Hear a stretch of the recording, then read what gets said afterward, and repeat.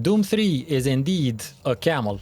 Wait, this is how the video ends. Let me give you some context first.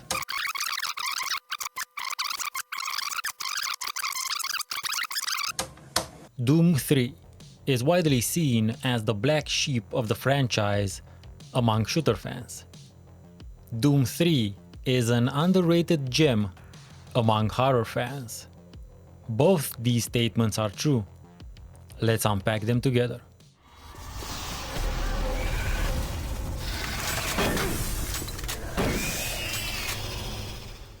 When Doom 3 was released in August of 2004, we hadn't seen a proper Doom title in almost a decade.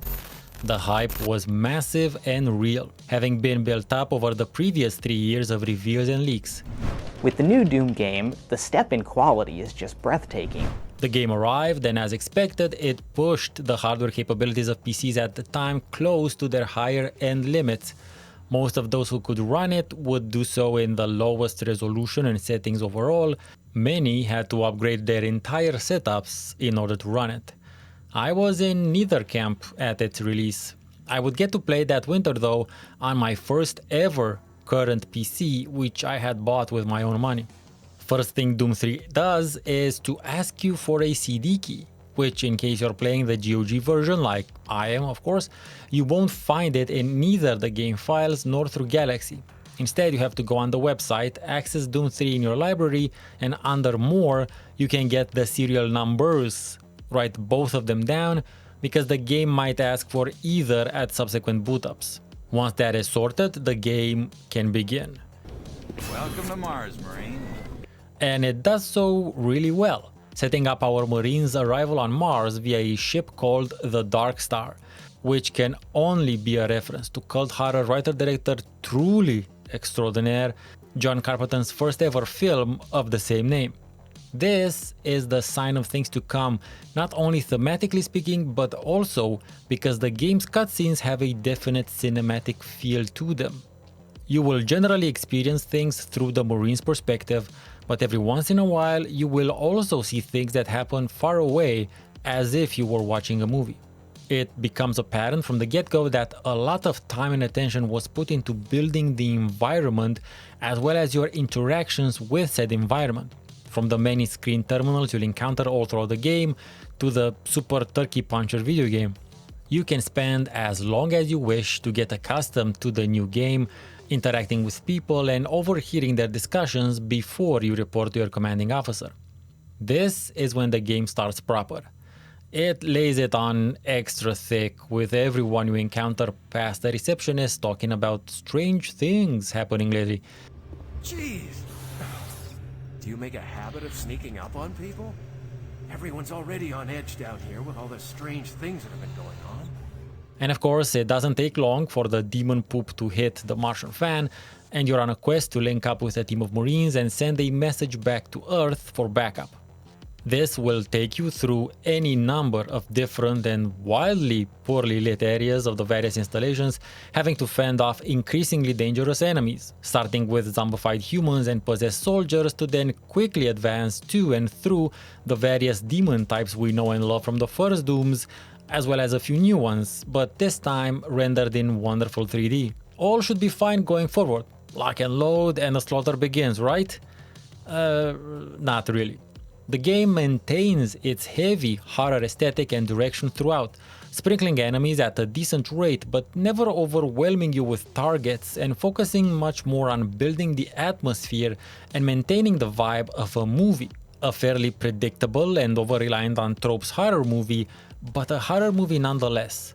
One in which you pick up audio logs of slain personnel, a la System Shock, which you can listen to and likewise look through their emails via your handy-dandy shock-proof PDA. Which, look, I know this was 2004 and that seemed like the way things were going, but I think we should bring that form factor back. You don't need to listen nor read the emails, however you may want to in order to get the combinations to supply lockers. When you do look through the emails, you'll notice some spam coming from a site called MartianBody.com, which if you go to it in real life, you will find that it is still Doom related. Another funny thing you can find in the emails at a certain point, you'll find an email from the demons that has to do with proper sacrificing procedures and requirements. It's mind-boggling. What makes the world more immersive is the many interactive panels you get to use during your playthrough. These are more than simple activate X to do Y, with your crosshair turning into a cursor on the panels, allowing you a very natural sort of way of choosing what the panels do. And by now, you should already have a much clearer idea of why Doom 3 is not appreciated by Pew Pew fans, because it's definitely not a Pew Pew centered experience. Of course, your Marine still carries enough weapons and ammo to outfit an entire squad, and you get to shoot them at enemies, but the bulk of the game is made up of navigating the labyrinthine facilities, getting access codes, and doing your best to not get your face munched by randomly teleporting demons. One of the horror tropes the game overly relies on is the monster popping out unexpectedly. There are several ways in which this can work. The first is the jump scare factor, which is a classic trope of the genre and nowadays should be used sparingly. Then there's the idea that monsters were behind corners which you didn't check because they're darker than a black hole and didn't notice them. Sort of fair enough, more on the lighting situation later. In other cases, secret doors open to reveal them, and in the worst of these cases, they teleport literally behind you. Now, that last one actually makes sense in this setting, and depending on your position, you can usually see them teleporting, and after a bit of time you learn that if you can see a monster teleporting, it means there's likely another one teleporting somewhere behind you. So you get into the habit of jumping and turning around to check. On their own and used sparingly, nothing inherently wrong with any of these approaches. The issue is the game uses them consistently and constantly, and after a while you learn the patterns and things can get a bit boring. The automated spider-like sentries are badass though. Initially I thought they'd turn into enemies later in the game, but whenever you get escorted by them, it's really reassuring. Not only do they seem impervious to damage, but they will also alert you to enemies behind you, because the sentries will turn around after dispatching an enemy and engage with the closest one. As far as your weapon loadout, it's a one-to-one translation of the weapons from the first games, as well as adding grenades, a machine gun, the soul cube towards the end of the game, and a flashlight from the very start. But that's not a weapon. Well, it can be, but again, more on the flashlight later. The machine gun tends to be the workhorse of the loadout in general because of its accuracy. My favorite is the plasma rifle, but ammo for it tends to be less abundant. The shotgun is probably the most disappointing weapon in the game, not only because of its spread, but also the chambering and reload times are things you have to take into account.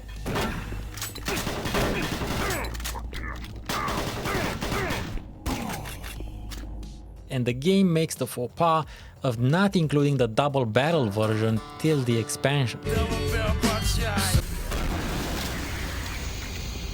Doom 3 features most of the enemies from the classic games, as well as a few new ones. Generally pretty cool, even if a bit very repetitive in behavior. That said, by far the creepiest ones are the wasp babies, called cherubs. The ickiest ones are the fleshy spiders, called ticks and trites.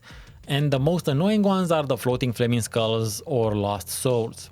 There's a few boss fights here and there, but they're never really unfair or overly challenging. They feel quite part of the overall progression. So if you went into the game expecting Doom 2 but in 3D, there was no way you wouldn't be disappointed, and that is by far what the mainstream gaming public of the time did. The game still sold and reviewed well, but it only made a blip on the radar of mainstream gaming overall as a standalone game. You kinda have to play by its rules and buy into its horror conceit in order to enjoy your time with it. If you're digging this video and want to dive deeper into the world of retro PC gaming, make sure to like it and hit that subscribe button to get notified whenever I post a new video. Let's keep the flame of retro PC gaming alive together. The whole flashlight fiasco was most likely a purposeful design decision. A decision in which the horror atmosphere of the game took precedence above the immersion or even common sense. We all have different thresholds for our suspension of disbelief, and while it would make sense for light sources to be present either on weapons or on helmets, horror atmosphere is the main design pillar of Doom 3. And the way in which they chose to accentuate it is with you having to constantly juggle between seeing what's in the dark with shooting what's in the dark. And like I said earlier, you either buy into it or you don't. Once you set that as your state of mind, your perspective on the game shifts. It's definitely something that helped me enjoy the game. However, what worked for me to a much larger degree was to place Doom 3 in its historical context. This approach to horror first-person video games was quite the break from expectations. It was clearly a break from FPS expectations and a very different approach to horror. Before Doom 3, horror action titles tended to be the third-person games focused on the survival aspect, or on the other side of the spectrum, pew-pew games with horror designs for their monsters. None really attempted to blend the action with the horror to the degree Doom 3 did. Of course, the degree to which this was successful is left to the mind of the beholder. I'm not saying they managed the blend well, far from it actually. However, simply attempting it made Doom 3 a title to study for developers of horror FPS and action games going forward. Looking at it now, with the advantage of hindsight, reveals how this improperly cobbled together Frankenstein monster of bits and pieces from System Shock, Half-Life and Quake would later inform and inspire titles like Fear, Left 4 Dead, Prey, Bioshock, Condemned or Metro 2033. I'm not saying we would not have had those titles if Doom 3 didn't exist.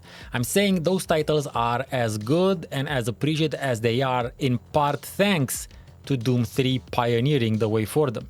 And after I started looking at it from this perspective, my entire opinion of the game shifted and I could understand why Doom 3 is an underrated gem of the horror genre.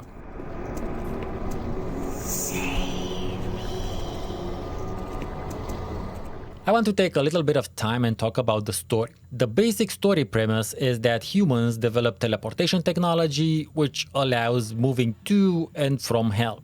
At its most boiled down, it can be written as humans make a portal into hell. This also happens to be the same basic premise of the super awesomely underrated sci-fi horror flick Event Horizon. You may think, come on Stefan, that's too tenuous of a link to draw between the two. However, a particular Doom sound effect is used at the start of the film. So the filmmakers were obviously aware of Doom when making their movie. What I've said up until now has all been factual. This is when we get into my weird theories territory. People had been speculating about the fact that Event Horizon could be a prequel to the Warhammer 40k universe for years. It was a super popular fan theory and headcanon for many fans of both, myself included.